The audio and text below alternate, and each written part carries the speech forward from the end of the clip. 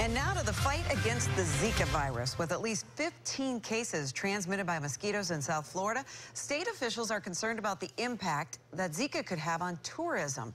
But the fears don't appear to be affecting the Bay Area at this point. Travel agents say they haven't seen an influx of tourists canceling travel plans to our area. And Jamel Lene joins us now live from downtown St. Petersburg. And Jamel, if anything, the people you talk to say we're getting a boost?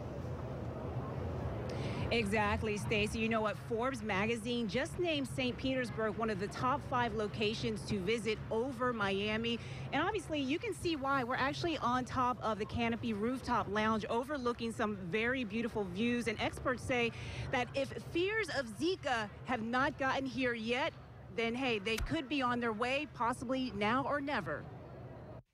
Travel agent Ruth Marcus says none of her clients seem to be worried about the Zika virus. I have not had one cancellation, and I've called a couple of the cruise lines to see if they've had any because they're going out of Fort Lauderdale, Miami.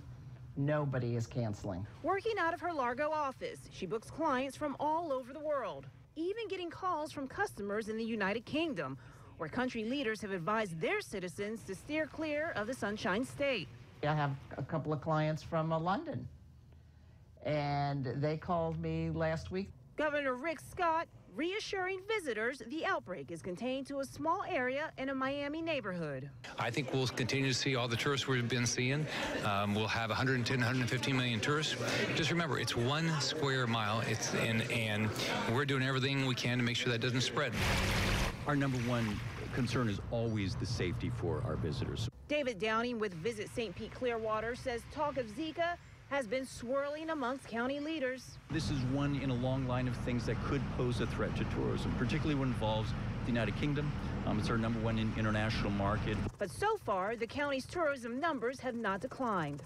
People who travel are pretty savvy.